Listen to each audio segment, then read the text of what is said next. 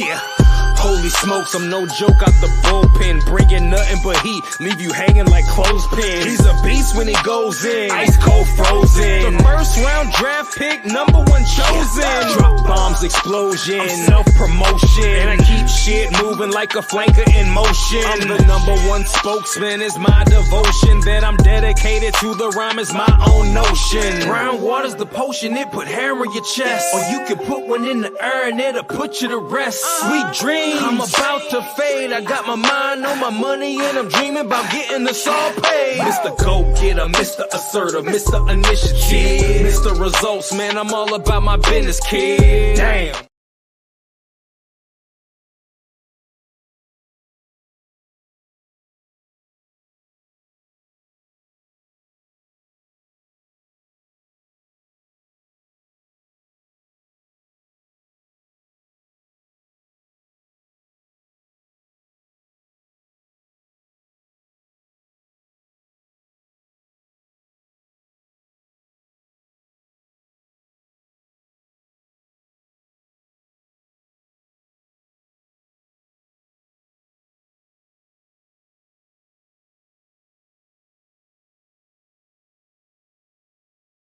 From there. Test. All right. Now it's working. Here we go. Let's start this over. Take 2. Smack. What's going on, everybody? Hope you're having a wonderful Thursday. It is Guns Picks, GUNZPICKS. Oh, yes, don't stress. We always have a show here on Thursday night. This is the Circa Million Show, Thursday night football edition. In the chat, give me a thumbs up if you can hear me. There we go. Got it. All right, here we go. It is Thursday night NFL football. We have an actual beautiful game today. Actual competition, none of these lackluster pissant opponents. We have a nice divisional game here today, and I have not 1, not 2, but 3 picks here to give you guys to feast on. And also, I'll give you a couple of my takes on some of the stuff that I'm not going to be betting on. But let's just get into the action. Let's just get into the plays. It is Cincinnati. It is Baltimore. They're playing at M&T Stadium up the road from me in Baltimore, Maryland. And it is going to be an electric game here. Both teams coming off losses, one to Houston, one to the aforementioned Cleveland Browns. And I'm going to be going with the favorite here, the home favorite, Baltimore, -3.5. On this play, let's talk about this game here for a second. You got Baltimore coming on into this game off a divisional loss, 33-31, -67 net yards, 7-3 straight up, 6-4 ATS for the year. Now you got Cincinnati off a non-divisional loss at home to Houston, giving up 544 yards of total offense to Houston, -164 net yards for the game. Cincinnati is 5-4 straight up, 4-4-1 ATS this season. They're not having the season that they dreamed of. Now, Baltimore is 3-2 ATS at home this season, 2-2 versus divisional opponents. When you look at Baltimore at home, they have a plus 15-point differential, plus 99 net yard average, -1 turnover ratio. But versus divisional opponents, they have a plus 5-point differential, plus 61 net yard average. On the other side of the coin, you got Cincinnati 2-2 ATS on the road and 2-2 ATS versus divisional opponents. On the road this season, -4-point differential, -93 net yards, but they have +2 in the turnover margin. Then you got to look at Cincinnati versus divisional opponents. Not so great at all. They played only 2 games in the division this year. -12-point differential, -171 net yard average, +1 turnover ratio.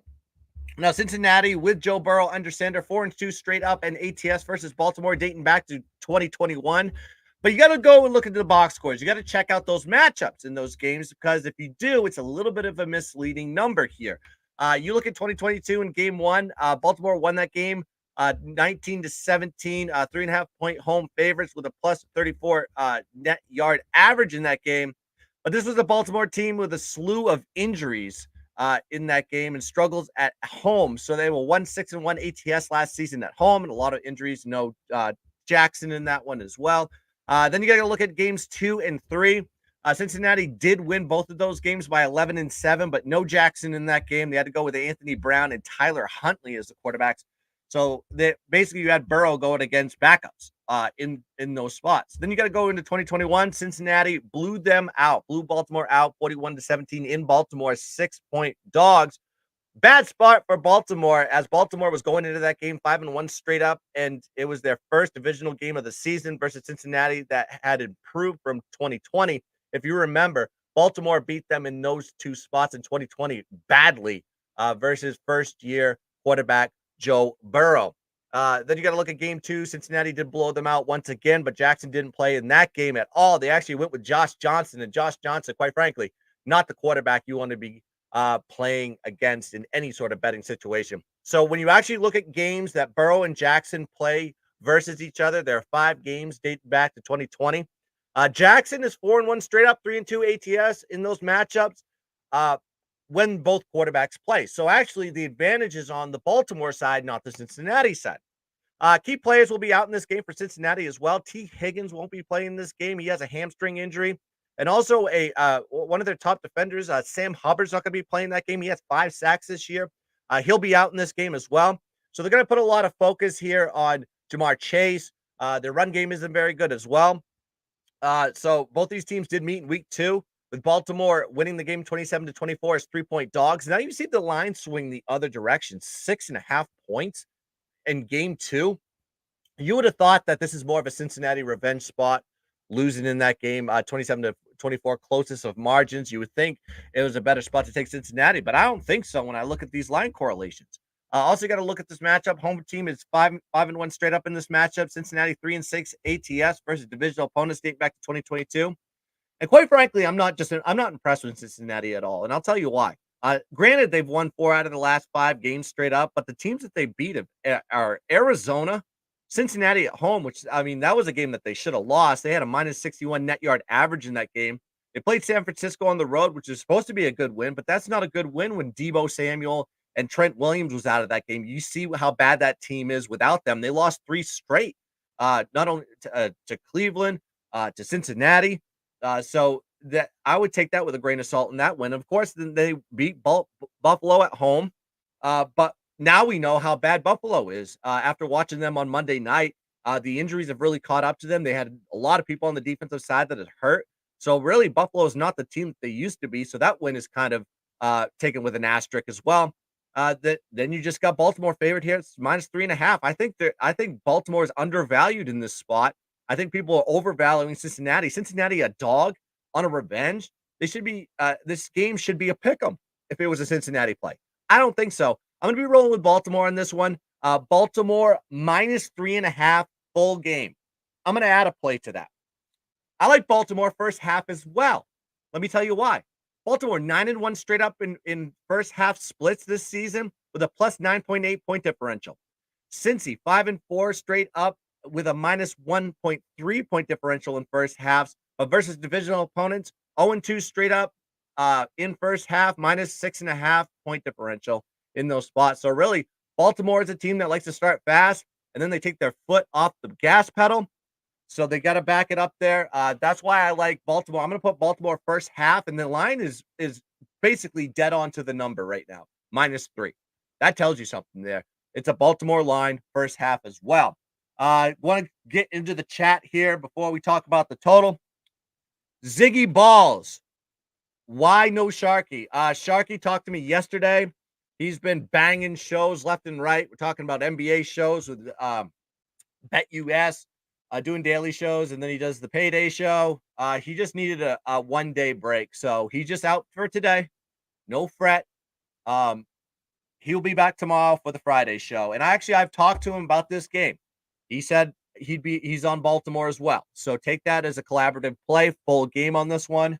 And Candyman, I just talked about the first half. I told you I'm on the first half 1 unit as well. But like I said, Baltimore 9-1 straight up first half splits this season with a plus 9.8 point differential. Baltimore is a first half team. They're going back in here. I want to just shout out some of the guys. We got Unku, and he says muted. Yeah, that was earlier on. We have the Candyman in the audience. Pierce the Weather. GI Jolio on that one. Ziggy Balls as always, Bob, and everybody else. If you haven't joined the chat, if you haven't hit the like button, please do that now for this video. It helps us grow with the algorithm of all algorithms. And make sure you hit the subscribe and like button if you haven't yet already. Let's talk about the total here. I am not making an official play on the total at all. I'm going to give you a prop here at the end, though, because I do like a prop here today. I think it's a perfect number on this spot as well. When you look at the number with the total, you have 4-6 to the under. Baltimore is this season 2-3 to the under at home, 2-2 in divisional games. Cincinnati on the other side of the coin, 4-5 to the under this season. Two overall, 2-2 on the road, 1-1 in the division. The total in this game right now, I think, is sitting at 46.5. Last time I checked, correct me if I'm wrong. I'm going to do one quick double check on this one just to make sure I'm correlating the right number to my cap. There we go. Bear with me 1 second. I should have pulled this up earlier.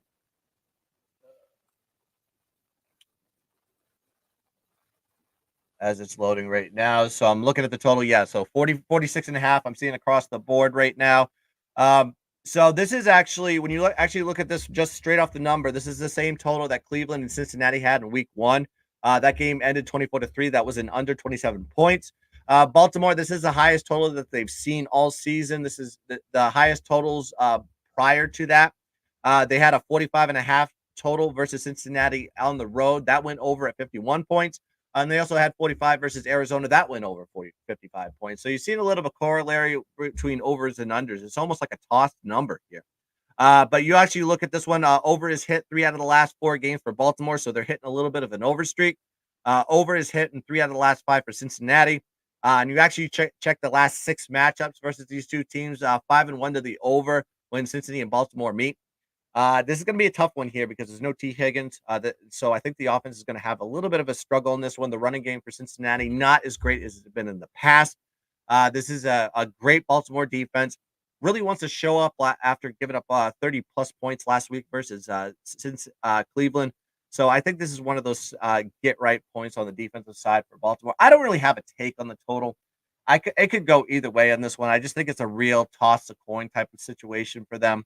I lean kind of towards the over just based on the stats when these two teams meet, but it's nothing I'm going to be officially playing on this one just because of the injuries that have kind of piled up here. Key starters on this one for Cincinnati. But speaking of key starters on this one, I think this is time to give my prop on this one.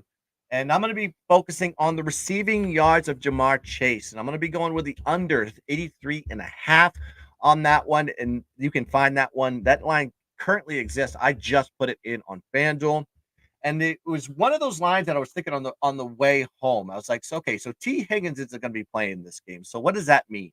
That means more the defensive focus is going to be on Jamar Chase, because if there's anybody that's going to be getting looks on this one, I would figure it would be Jamar Chase. Now, you could even say Tyler Boyd is going to get a little bit more looks. Maybe it's even more of a key look to hit the over on Tyler Boyd.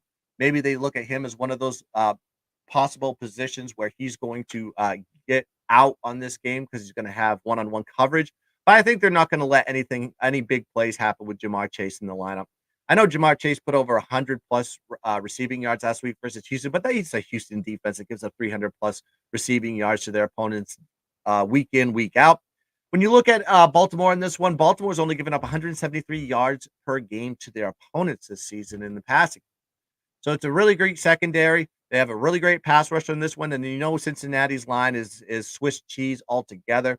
They're playing a pass rush that puts up 10.5% sack rate for Baltimore on this one. They're one of the best at getting to the quarterback in the league.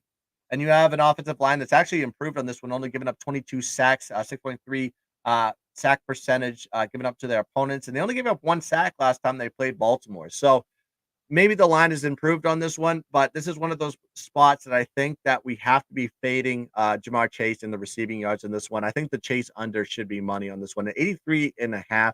This is a guy that should be getting 100-plus in this game, but he's not going to be able to do it.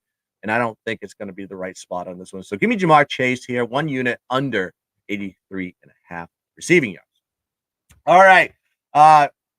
Basically, that's all my plays that I'm going to be giving out today. I know this is going to be a quick show. I don't have anything with the college game because it's BC and Pitt. I mean, it's just 2 garbage bags fighting for nothing. I guess the motivation would mostly be on the BC side, but I don't even know what the motivation is because they already got 6 wins. And Pitt don't have any motivation left in their tank. Don't have a side on that one in that game. That's just going to be a game, unwatchable game. Just let that one pass on by on to Saturday. I don't really have anything for Friday either. But speaking of the Saturday plays, make sure you join us tomorrow for the Knowledge for college football show with the Shark and the Gun.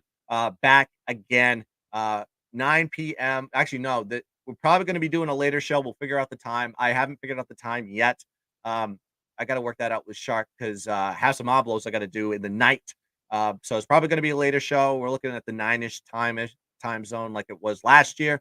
So go check us out for that. Make sure you hit the notification bell. Then you'll know whenever we go live. I got a ton of plays this week.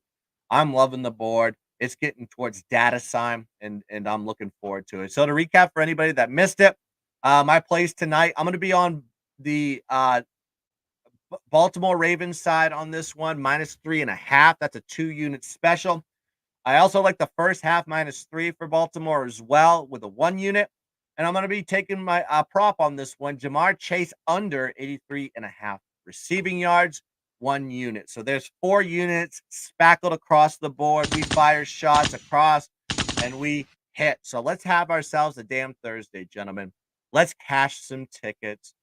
And as always, let's keep dancing. Bang, bang.